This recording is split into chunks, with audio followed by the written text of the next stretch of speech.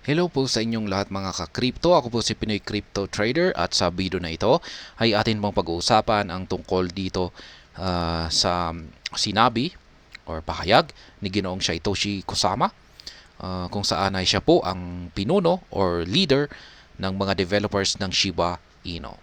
Ayan, at sapagkat ang sabi niya rito ay mas pinipili daw po niya ang adoption, yan, kumpara kay burn or yung pagsusunog sa mga tokens.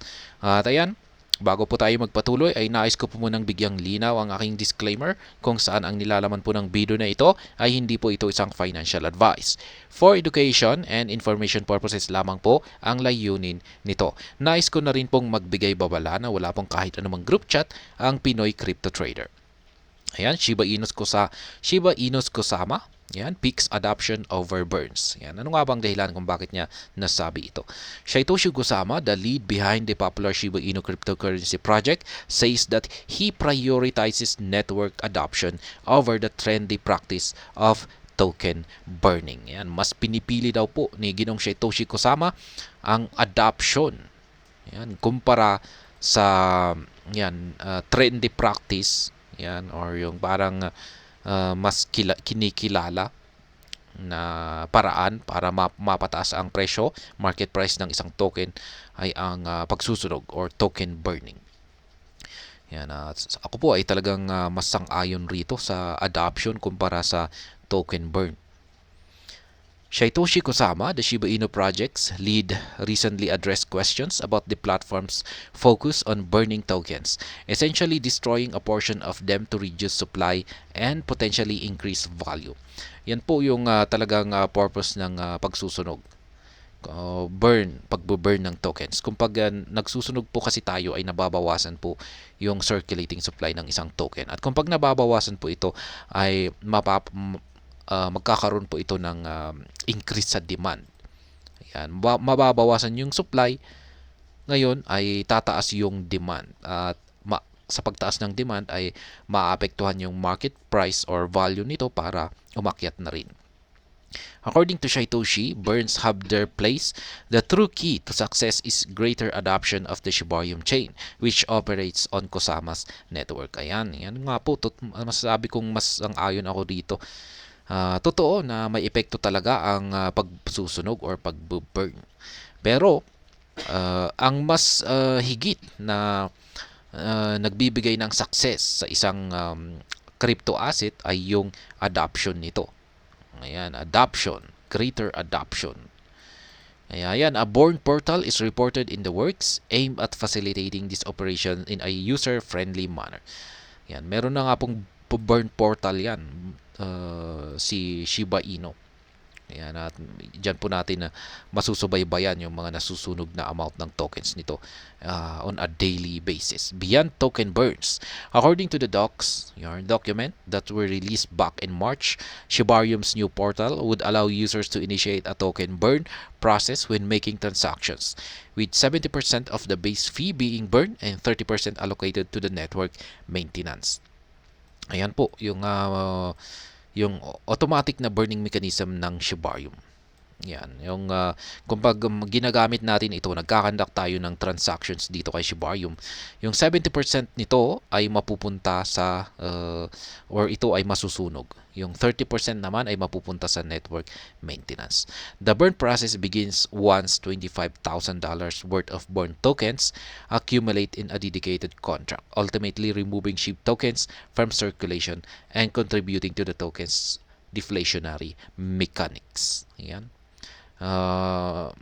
Mag-uumpisa po yung burning process nito kapag na-achieve na po ng bone tokens ang total na amount na $25,000. And however, Kusama emphasizes that the focus should not solely be on token burns. In his view, the real growth potential lies in building projects on the Shibarium chain, thus increasing its adoption. Ayan, totoo po yan. Mas maganda, wag po nating dapat tutukan yung pagsusunog lamang kay sa mga tokens ng Shiba Inu. Dapat ay mas pagtuunan natin yung mga projects nito. Yan, building new projects on the Shibarium chain. Kasi ito po talaga yung real growth, yung talagang tunay na magpapalago dito sa dito kay Shiba Inu token. Yan, this perspective resonates with the wider crypto community as adoption is often cited as a critical factor for any cryptocurrency's long-term success. Ayan, mas long-term po talaga yung epekto ng mga projects kumpara sa pagsusunog. Kasi yung pagsusunog ay pwedeng pansamantala lamang yan. Maski malaki yung mga nasunog ay pwede pa rin bumagsak yan. Yan, paano pag sabihin natin na umakyat ang market price ni Shiba Inu dahil sa pagsusunog. Ngunit wala silang nakikita na mga projects nito. Yan, mga projects na maganda.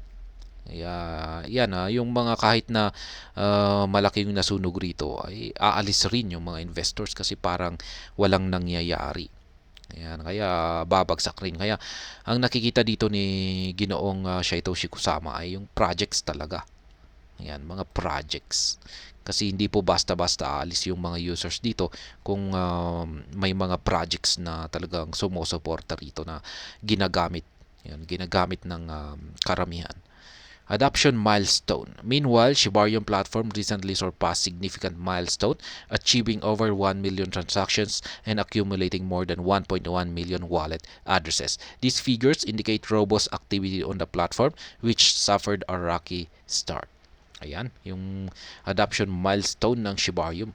Ngayon ang masasabi ko dito ay talagang sang-ayon na rin po ako kay sa mga sinabi dito ni Ginoong Satoshi Kusama.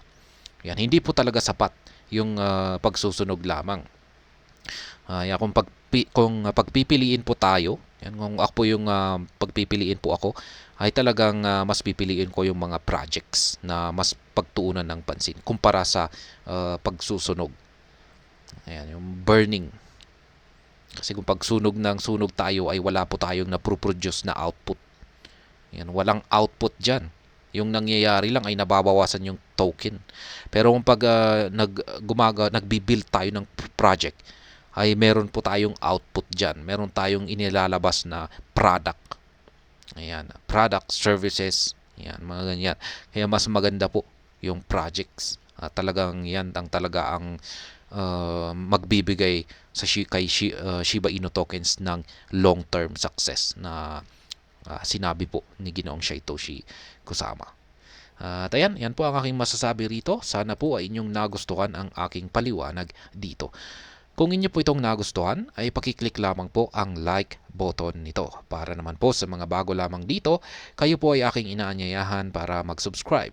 Pakiclick na rin po ang bell icon nito dahil ito po ang siyang magsisilbing notification nito sa mga bago kong videos na akin pong ina-upload sa aking YouTube channel na ito.